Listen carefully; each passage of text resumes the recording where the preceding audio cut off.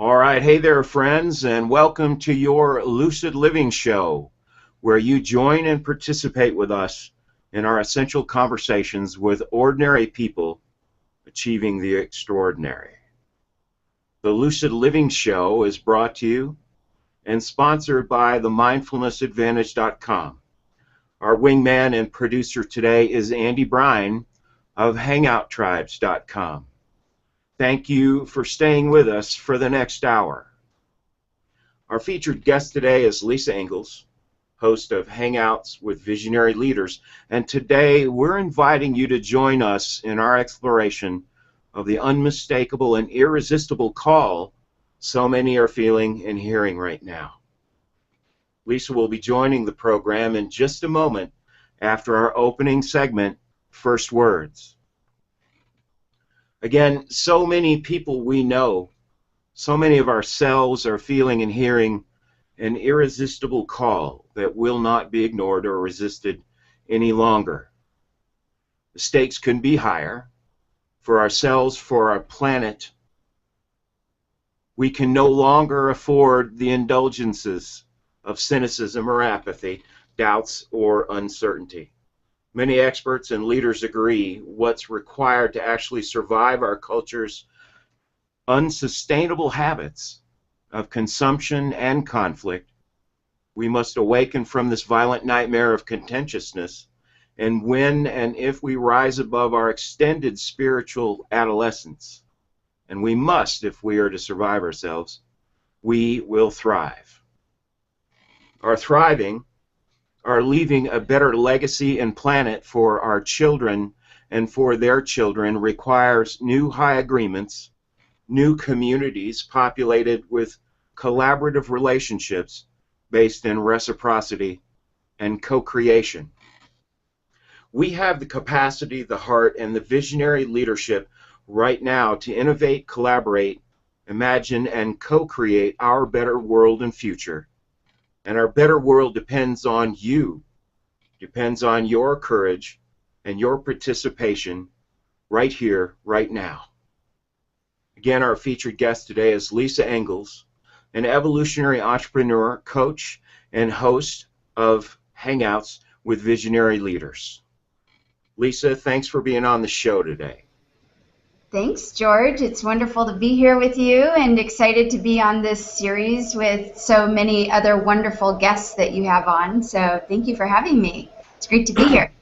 Well, it's a pleasure, certainly, and we are building an idea, a consciousness, an experience by inviting people to engage in our conversations. So our invitation, mine and Lisa's, is you in the audience, be engaged. We're going to be throwing up your comments, and we really desire and require you to be part of our show and our conversation. So Lisa, let's talk a little bit about what we're calling the call. My experience, and I shared that with you Monday when we spoke, is I'm getting calls from friends of mine, people we would consider, wow, this person really has their stuff wired. They know what's going on, and they're calling me, asking me what I think is happening, because there's such an amplification of energy and an acceleration of movement and evolution, and sometimes that looks like chaos when an old system is dissolving and a new system or consciousness is emerging. And I know I'm speaking on an individual basis, but even more importantly is it's a collective experience we're having, and our focus today in our conversation is inviting people to be engaged in that community emergence. So if you would speak to that. Yeah, I totally agree with you. We are, what you're calling the call is what I would call, same thing, the awakening, that we are awakening individually and collectively. And what is happening in my experience is probably in the last 5 or 6 years, what I've noticed, and of course I've felt this myself as well, is that there's a certain level of uncertainty, overwhelm, chaos going on in our individual lives, and it's really, really easy. And I speak from my own experience and from the clients that I work with. It's really easy for us to feel like we're in this alone, and that it's an isolated experience that we're having, unless we understand that we are going through a collective shift and a collective awakening that many, many futurists and visionaries and conscious leaders are already talking about and have been talking about since the mid-1980s. It's just like now we're just beginning to really experience it and feel it. And what I've noticed is that the skills and the tools and the resources that we have used, even if we have been on a spiritual path or a personal development, and this personal transformation has been a huge part of our life for our whole life, perhaps like you and I, George, is that those tools and resources no longer work. We actually need a more evolved set of resources and skills, and most importantly, practices to work our way through this call or this awakening that's happening. And luckily we have some amazing visionary leaders already around the world that are bringing forth those practices and revealing those practices, and many of those practices are ancient technologies that are being remembered into the consciousness of what's going on right now in our world. Indeed, and eloquently said. Thank you. You just reminded me of a really important piece, and that's something that I've been present to for some time as well, which is, for a lot of us, it's not our first rodeo. Okay, we're pretty well seasoned in the ways of learning and having a commitment to personal evolution, and many of us have a toolbox, a set of practices we've relied on for a long time, but the dynamics of our evolutionary arc are such that those have become dated tools. And if you're relying on the existing and the former paradigm and your former consciousness, you're other than aligned with the movement and the evolutionary arc and or leap that we're in the middle of right now.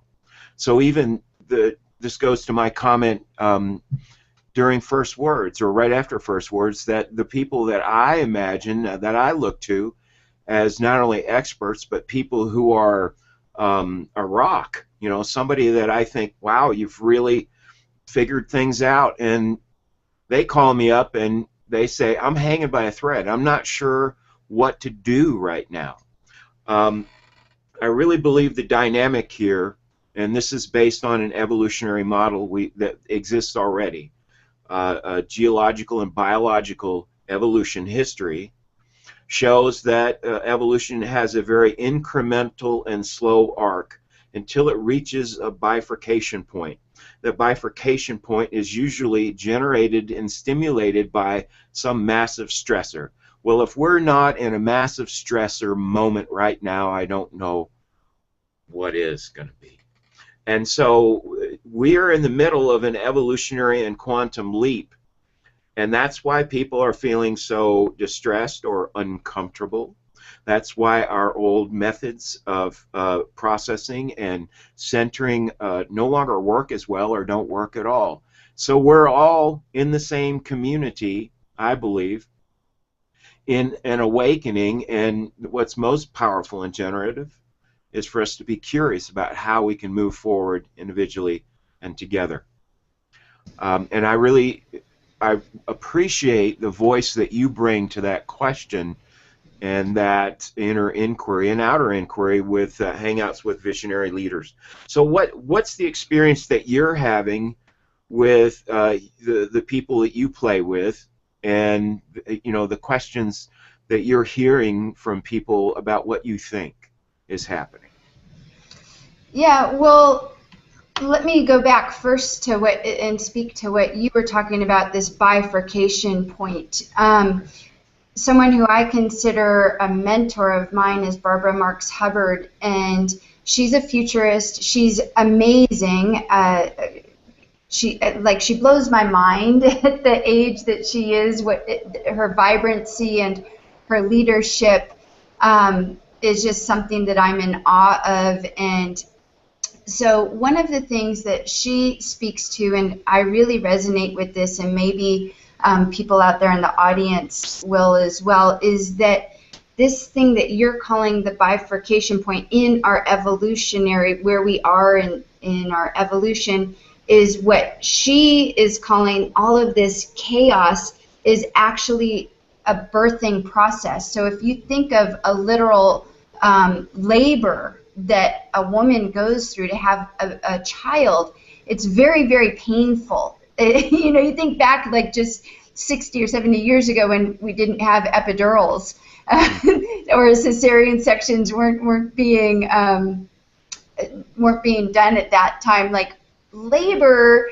is a very, very, very, very stressful and painful process. And what Barbara Marx Hubbard says is that we are literally birthing a new humanity right now. And I believe that when we can think in these terms of metaphors like this, birthing a new humanity, we are literally going through a birthing process.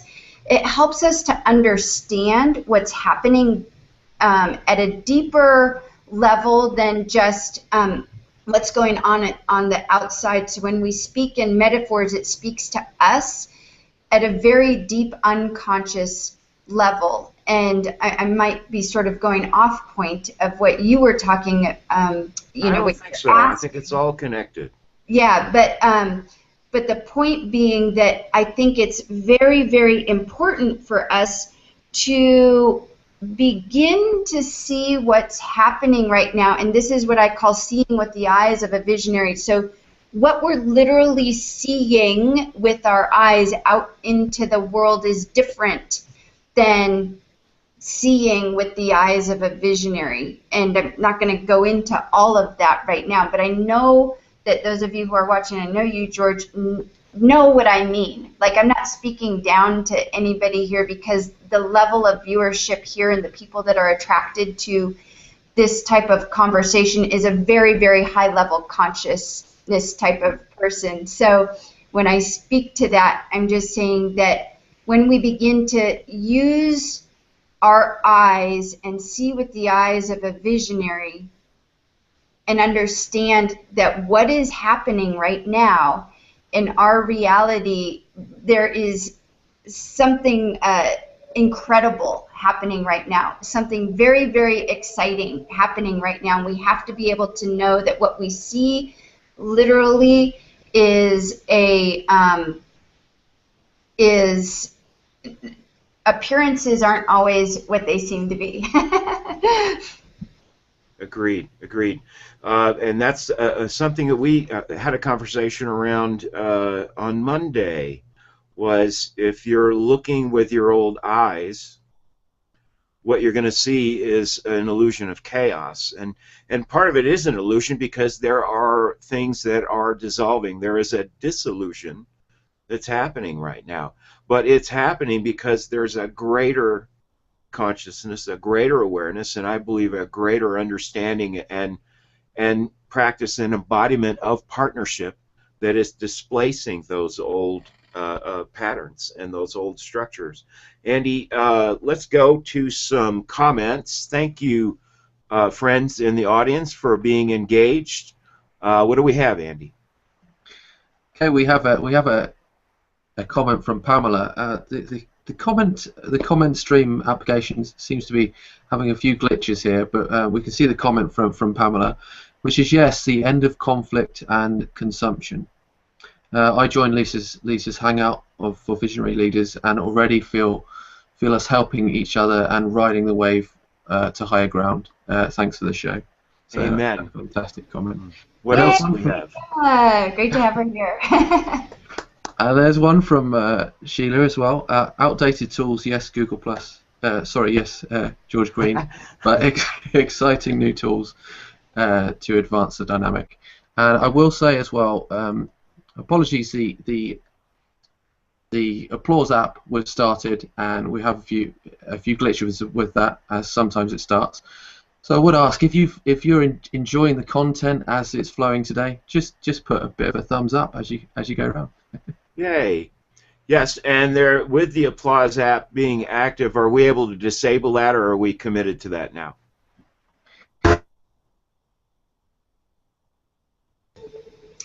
I believe that we're committed to it. Yes. And it looks like we've lost Andy for a short bit there while he tries to fix that. Anyway, again, our friends, our dear friends in the audience, thank you for your engagement. We're going to come back to comments here shortly. So what we're really talking about is a new evolution, as Barbara Marx Hubbard said, and you quoted her, and you know, I've followed her for many years myself, Lisa. So the question, and this came up in comments, new tools, new practices, and that's something that you and I are very much about. We encourage and we train people. So let's talk about, okay, so we can identify that we are all in this together, that we're all having our own individual experience of discomfort and being stretched literally from the inside out. So knowing that we're in the same boat together is some comfort, but what do we do with this energy? And for people who aren't familiar, how do we access the eyes of a visionary? Lisa. Yeah, I think that's a great question. I mean, first of all, like you said, I love that analogy. We're being stretched from the inside out. I think it is important to connect with other people who are aware that this shift is happening, and that's one of the things that I love about Hangouts, and that has happened for me with Hangouts, is being able to meet people like you, George, and people all over the globe who are experiencing this same thing. And when we come together and spontaneously find each other, which is happening, which is another thing that Barbara Marx Hubbard says is a sign of the shift happening, is people spontaneously finding each other, and collectively we can work together. So, so in answer to the first part of that question, which is, you know, the first thing I think is always we are coming together as a collective. So it's not an individual experience to stay isolated in your cave somewhere and try to get through this yourself. And through the shift that's happening is not the best idea. That's my personal opinion. I think it's very important to connect and to be regularly connected to other people who understand what's going on and that you can share, because then we realize that what we're experiencing is not an individual experience. It truly is a collective, global experience that's happening. So that's part one. And then you were asking, you know, how do we see with the eyes of a visionary? And I feel like that's a huge, huge question to answer in the amount of time that we have. But essentially, you know, seeing with the eyes of a visionary is understanding that everything that is, like, just at the most basic level, and I think that most everybody viewing this show will know this, that what we see is just an effect of a deeper underlying cause. We have to understand the law of cause and effect and how it works in the three-dimensional reality. And what we see is merely an effect. And so the cause is always within us. And each of us has a slightly different perspective on the effect. In other words, it's weird for me to think this, but I believe that it's true, George, that if you were sitting in my room right here next to me, that if we looked out the window, that we would actually be seeing the reality outside slightly differently, because we have different, we could both agree, yes, there's a tree there with green leaves and a camellia with a pink flower like right in front of my window here. We could agree on that, but we would see things slightly differently. We filter reality individually. And I love cause and effect as you're talking here, just to jump in for a second, hold your thought. But the reality is, yeah, we individually and collectively have an impact on reality, and we both filter individually and collectively our perception of reality. And I think what's important for us to move into our visionary roles, or explore that, is quite simply to ask the question of ourselves and each other, what's the best possible outcome that we desire and require, period. Hold that as your vision, because what we're seeing is largely illusion, one. And two, if you're taking in information from, the standard and most available sources, all you're getting is bad news. And the truth is, there are some amazing things. There's a groundswell of community and innovators and collaborators that are building new systems that make the old ones obsolete. So please continue on. Yeah, so it's this piece of cause and effect, but to weave in what you just said, is it's important for us to always hold that vision of what's the highest vision that we would like to see. That's very, very hard to do, and both you and I know that. As easy as that sounds, it requires a level of practice and discipline of our mind. So now we go into thinking with the mind of a visionary, which is a whole different area of practices. We just are shifting now from how do we see with the eyes of a visionary to how do we think with the mind of a visionary. And when I say thinking with the mind, again, I think all of the viewers understand when I say mind with a capital M, not our brain. Our brain is actually just the organ that is filtering mind in. And so to go back to the cause and effect thing, this starts to get very, very dense. In my opinion, this is where the practice is so necessary to become very, very disciplined in understanding, okay, what I'm seeing is an effect. The cause is because of my mind and the thoughts that I'm thinking. And yes, I can see my highest vision, but then I have to constantly be the captain of my ship and be asking. To me, one of the best practices is inquiry. And I know that a lot of people here probably do that. Is what I'm thinking really true? I mean, the work of Byron Katie, for instance.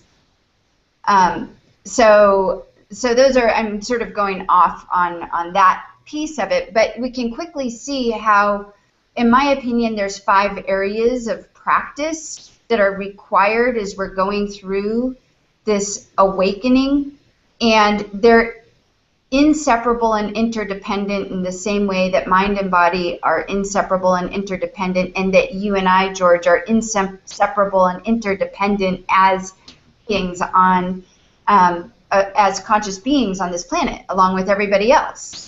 Right, exactly. And I really, that's one of the things I want to circle back around to towards our completion. So hold that thought on the 5 practices. That's really important. What I'd like to do is continue to build out a picture and really enroll people in a reality. Other than be overwhelmed, the invitation here is to operate from certainty. What are we certain about? We desire and require a better outcome and a better world, and it's up to you and I and all of us to imagine what that looks like and not be invested in appearances. Because the reality is, what's happening is not happening to us, it's happening through us. And as Lisa was just saying, what's most important are practices that keep us rooted in the moment, in our bodies, and be in an inner inquiry. People are waking up to their senses and coming back to their senses, and they're also becoming even more sensitive and more empathic. And so it's really important to have a practice where you can still your body, still your mind, and really ask the important questions.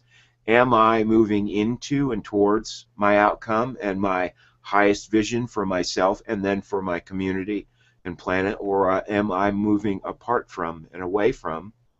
And because there's so much change, we can get swept up in the sort of empathic or sympathetic space of feeling other people's apparent chaos. And so it's important to frame things in a way that we are in the middle of an emergence. And yes, what doesn't serve us or what never has served us is falling away. And if you're hanging on to it, it's becoming incredibly heavy and uncomfortable to hang on to. I really believe we've entered into a new covenant with the universe, with God, however you have relationship with a higher power. And that new covenant is anything we hang on to that doesn't serve us, we're not going to be able to, or it's going to smash us like a bug. And I know that's dramatic, but go out and talk to people, and the people who are still learning how to let go of the past are feeling a little squashed right now. So again, it's not happening to you, friends. It's happening through you and through us. So we're required to have a strategy and a vision, even if it's a basic vision of our outcome. One of the things we talked about, Lisa, is that we've reached a tipping point where enough people now are awakening to or being in an inquiry about what's happening that they can actually see with the eyes of a visionary. I think it's really important for you, again, to expand on that a little bit, but also let's invite people to just realize you may have those eyes already, but you may be used to and conditioned to looking with old eyes. So, from the point of view of how you work with your clients, how do you invite? What's the process of moving into the eyes of a visionary? And perhaps this is a good time to circle back to the 5 steps. Why don't you jump into that right now? Yeah, sure. And one thing I want to, as you were talking, it just reminded me when you're saying, we don't have, at this point, those structures that we're holding onto that no longer serve us will crumble beneath us, and this is what we call growing pains, right? We are all going through growing pains right now because some of us I don't believe the new generations that are being born are actually going to have to go through what we are going through, because we actually were born into a different reality. And now I'm just sort of speaking, I'm just going to say it. We were born in a different generation with different level of consciousness and different things happening on the planet, whereas my daughter, who's 12 years old, is so mind-blowingly wise and conscious, and everybody I talk to that has kids says the same thing. I'm like, oh my gosh, okay, they're not going to have to go through these. They're a whole different breed than we are. So I'll just say that I am quite aware of that. So in answer to the question of those 5 areas of practice, and again, they're inseparable and interdependent, and I think when I say them, everybody's going to be like, oh yeah, totally, I know that. So we need to be able to think with the mind of a visionary. We need to be able to see with the eyes of a visionary. We need to be able to communicate with the voice of a visionary, and that piece has both an inner and outer dialogue, so I need to be able to communicate to the world, but I also need to have a certain type of inner dialogue and communication going on. And then I need to be able to connect with the heart of a visionary and take visionary action. So those are the 5 areas of practice. And you can see why I'm so passionate about Hangouts, because it allows me to do 2 of those things, which is connect and communicate with the voice and with the heart of a visionary. That's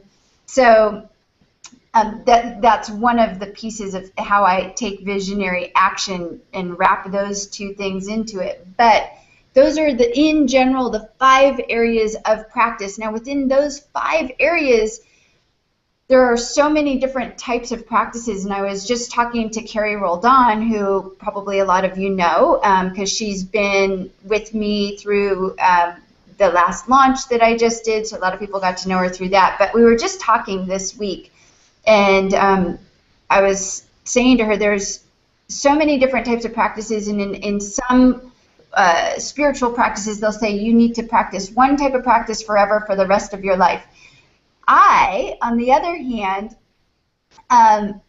believe that it's important to sort of rotate through practices and have maybe one standard practice that you're always doing, but there's always like this, when you have a toolbox of practices, they're always happening and they become habitual practices. It's not like I only practice, which I do. I have a solid practice from 5:30 to 7:30 every morning, 2 hours a day, every day. It's a time for practice, but my practice extends throughout the day. Like, it's not, I think that that's another piece of practice, and I think you're probably the same, George, is that we understand now that practice doesn't end. It doesn't have a stop and start time. It needs to be a piece of who we are. Indeed. And I think this is really a perfect time to invite people, one, not only to consider a practice, but consider collaborating with somebody.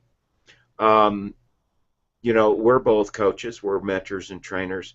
I have a lot of friends who are, and we all work with our own coaches as well. I have to have someone who can hold me accountable, who can see with different eyes so that they can reflect back to me what I'm other than able to see in myself or in my actions. So the idea here, again, is to be in an action cycle, embrace the idea of being a visionary, embrace the idea of that your ideation, your imagination, your ability to vision a better outcome, one for yourself, for your family, for your community, and especially for the world, and to know that there's a community of people who are engaging in the same practice, who are at least entering into that with great curiosity, which in mindfulness is one of the most powerful tools we can have. To be curious is to learn, and to be curious in a compassionate and present way is other than labeling anything. So when you engage in or experience something new, be curious. There's another approach which I call a question as the empty cup. And that is, if you're curious, if you're looking for an answer, if you're looking for your own personal direction and greater purpose, and you don't know, then ask the question without trying to answer it. Who here has ever lost their keys, and why do you look in the freezer for your keys? Because you're using the consciousness that doesn't know. So, and this has everything to do with just slowing down and getting back in our body. To be curious, and rather than say, I don't know, simply move into, I choose to know. And that instantly and very powerfully opens us up to receive information that's of a higher order than what we're operating with now, so that we can actually learn. Andy, do we have any comments that we can move to real quick? Yeah, I just wanted to say everybody is in so much in agreement with both what you're saying and what Lisa's been saying today, which has been fantastic. We have another comment from Deborah. See with your new eyes, and you will embody the new energies that you want to align with you. And Nicole says, so true that what is happening through us. Love that comment. Another one from Deborah. It's not happening to us, it's happening through us. Be in inquiry. Engage with your senses in higher practice that will serve your highest and greatest good. Let go of what does not serve you. Well said, George. Loving this conversation with Lisa Engles. We've have a lot of other people that are in complete agreement, like Sheila. We've got Rainey and Griswold Grimm is also tuning in. So, been a fantastic conversation. Been really enjoying it. Thanks. Yeah, and Lisa, we're coming towards our wrap and our completion, and I want to kind of seed the next string of our conversation, and keep it really focused, and that is that we're, as Andy said, and we're all noticing, we are in agreement here, and many of us are awakening into that agreement. Oh, right, that feels like that's what's happening. And I believe that's what's required. This goes to your bringing to my attention and inviting me to include the focus of not only our own personal greater purpose, but then our collective greater purpose. And how we do that, how we succeed and thrive, is through entering into new high agreements, redefining how we partner with each other based in reciprocity and win-win, rather than competition and dominance. And where else can we take ourselves, Lisa, in the way of agreements, where we can move from mere survival or questioning our ability to survive into thriving? Yeah, that's a great question. I think it comes back again for me to us connecting with each other and co-creating with each other. And that's, I think, part of what you speak to here. I know for me that as each of us are emerging and being called forth, if we come back to your original statement here, as we're being called forth into something new, that we're moving from the me space into the we space. And it's not that there's a separation between the me or the we, but if we see that as two sides of the same coin, and for so long we've been focused on the me side of the coin, I think we're heading into that place of being, bringing it back into the balance and having that balance of the me and the we. And that at this point in time, it's so critical that we do come together as a collective, as a we. And I believe that we all have, as you're saying, and we can see by the comments in this Hangout, that we're all in agreement that something is happening. And I think we're all in agreement that we're each here to have share something really, really big, and that we can each support each other in that vision. It's like a jigsaw puzzle. We each have our particular and unique way of contributing to the awakening of human and social potential. And yeah. And so it's on, as the young kiddies say. I'm going to make a quick comment and ask you to move into your call to action, your invitation to participating in communities of awareness and collaboration. I love everything that we've examined and exchanged, both Monday in our preparation for the show and especially today. And I want to invite everyone, myself and Lisa included, and Andy, to be in the space and awareness that this is the beginning of a conversation that we can continue to have. All right, my intention, our intentions are to bring what I call essential conversations to the culture of Google+. And the invitation is not just for you, and thank you for being engaged here in our show with comments and just with your heart and your mind. The invitation is to be engaged in a broader sense. We have a powerful platform in Google+ that, and we're lucky because the culture is essential and authentic relationships.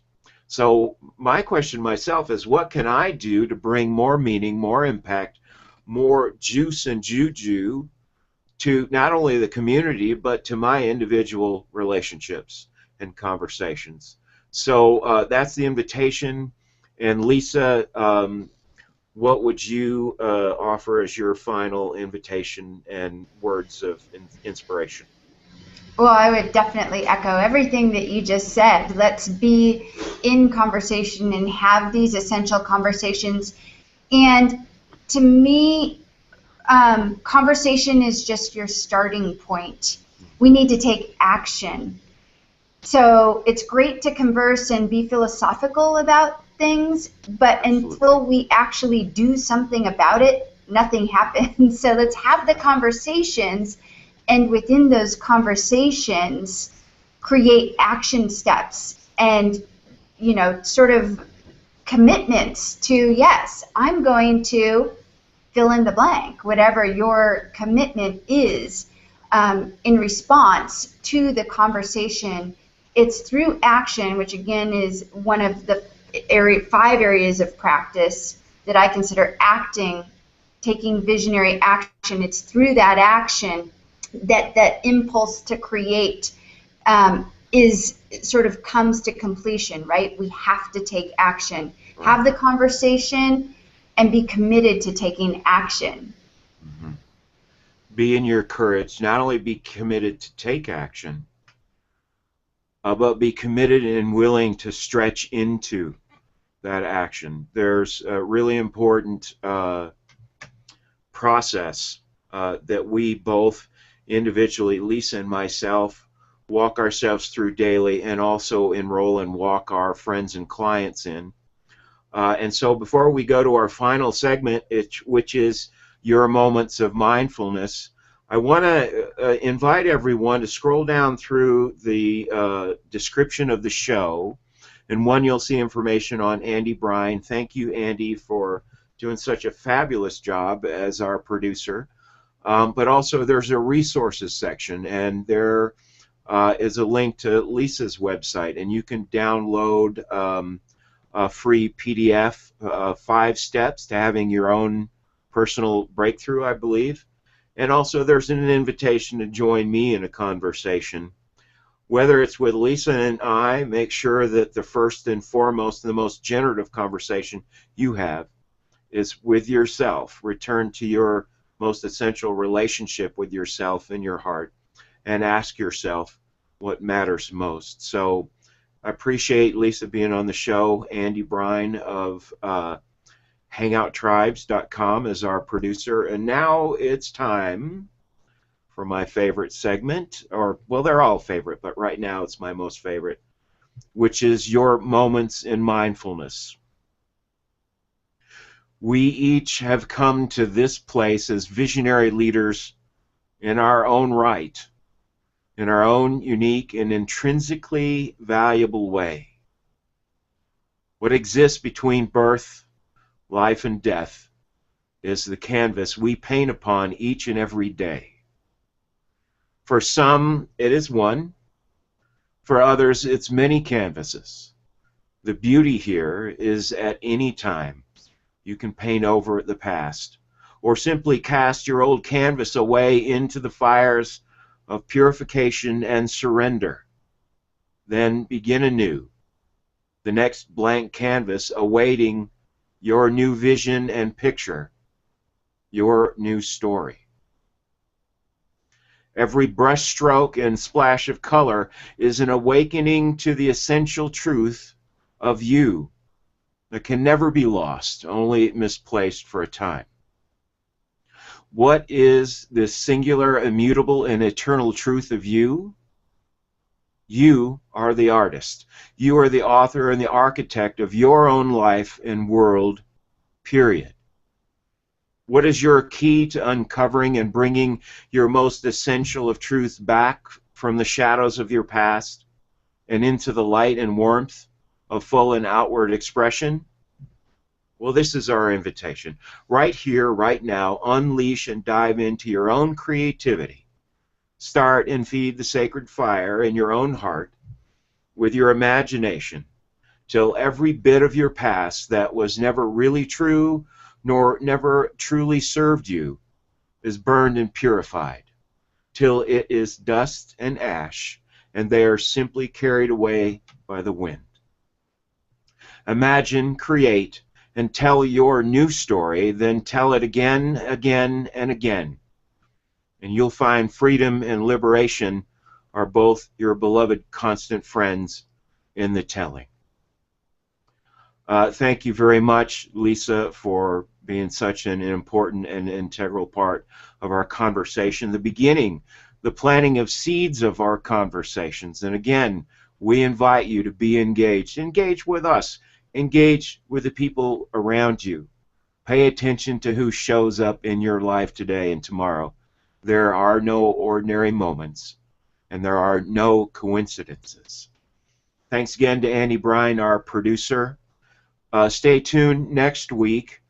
Our special featured guest is Andy Lyons of Possibility Partners, and Andy and I are going to dive into a redefinition of partnership and high agreements and high commitments, and especially how we redefine our roles as men and women in the realm of new partnerships. I'm your host of the Lucid Living Show, George E. Green. Thank you for tuning in, and we'll see you next time.